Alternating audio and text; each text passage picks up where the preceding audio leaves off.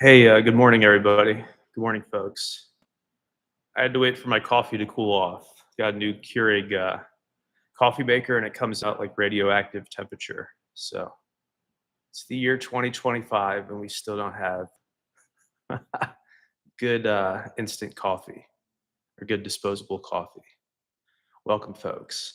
So as we complete this pretty amazing year, I want to talk about some of the hardware advancements that we're coming across at Intersignal this amazing year as we kind of cap this one as we head toward Thanksgiving and Christmas.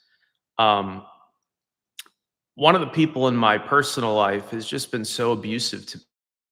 It's like crazy. So a year ago, I broke up with a woman. This is nearly a year ago. Have not seen her since then. Just a deluge of nasty emails since then, off and on.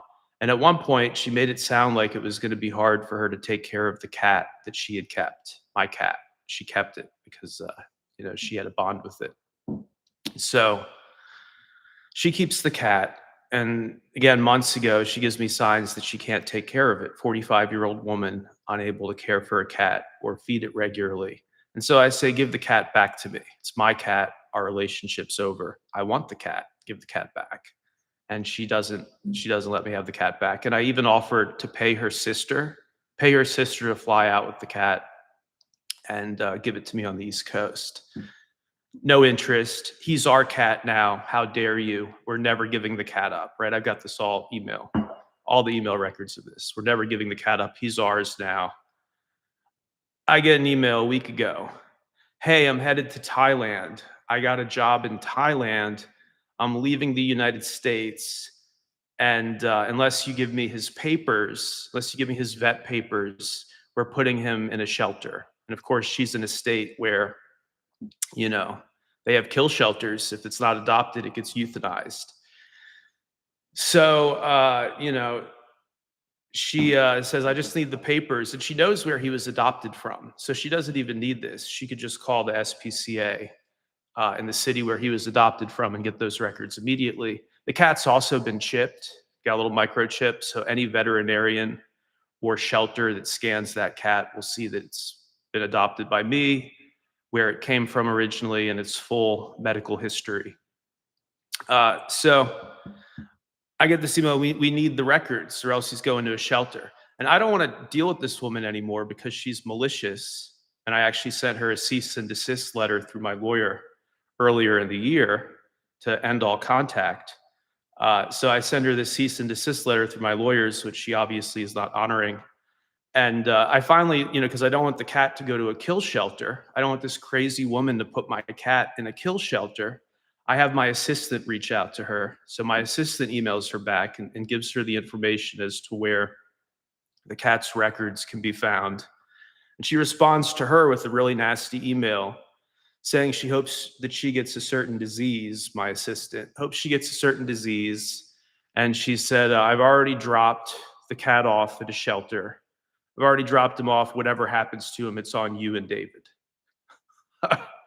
Is that just incredible? I mean, sees me doing well in life and wants to bring me down a notch. So she gives my cat to a fucking kill shelter.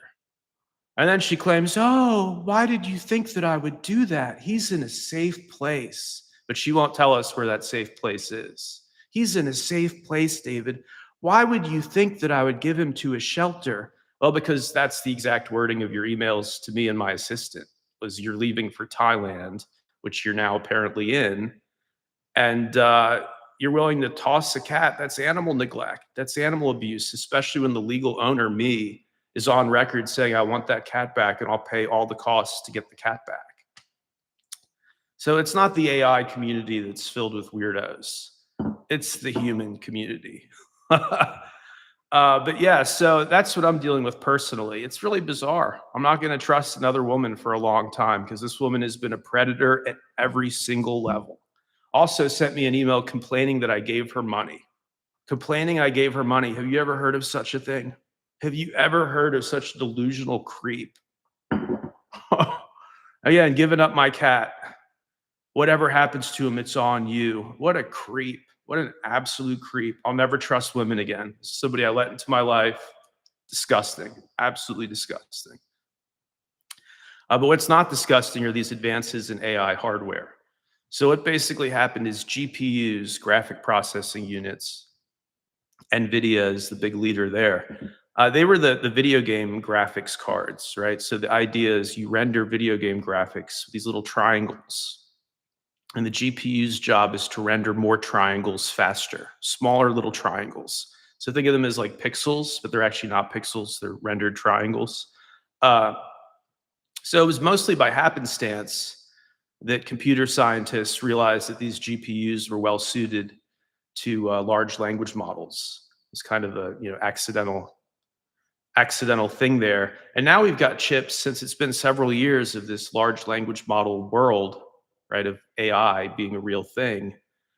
We've got chips now that are actually designed for AI. So they call them APUs, or associative processing units. And what's so cool about the APU is it has aspects of a normal memory chip, except the computation can be done in memory.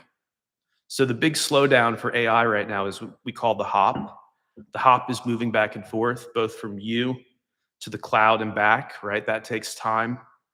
But also on your computer itself, if you're running local AI, the slowdown is happening all over the place, right? Because you're moving data from the CPU to the GPU, and then out to memory, and then back to the GPU. And then you're grabbing stuff from the hard drive, and then you're pulling it back to the GPU. This does a lot of the work right there in one place. So it's simple physics that when you're not moving back and forth, less time is spent, right? So these APUs, every single person that follows our work on AI and that followed my work on Bitcoin and Ether back in the day, every single person needs to read up on APUs immediately. My only real skill is finding stuff early. This is something that in 2027 or 2028 will be as commonplace as a GPU or NVIDIA, just be household concept. Right now, nobody knows what an APU is because they're basically brand new. And again, it's hardware designed for the AI age because you didn't need to eliminate all the hops when these cards were just being used for video games. It wasn't essential. But now that these cards are being used basically for real-time inference, it's a game changer. So with SRAM or static RAM, it can vector for queries in real time or in constant time. So unlike a computer that's operating sort of like an Excel spreadsheet and pulling one thing at a time, it's able to do nearly everything at once. This is how we get the humanoid robots and the truly intelligent self-driving cars that never mess up. And the self-driving rockets one day and all that crazy stuff. This is how we get there.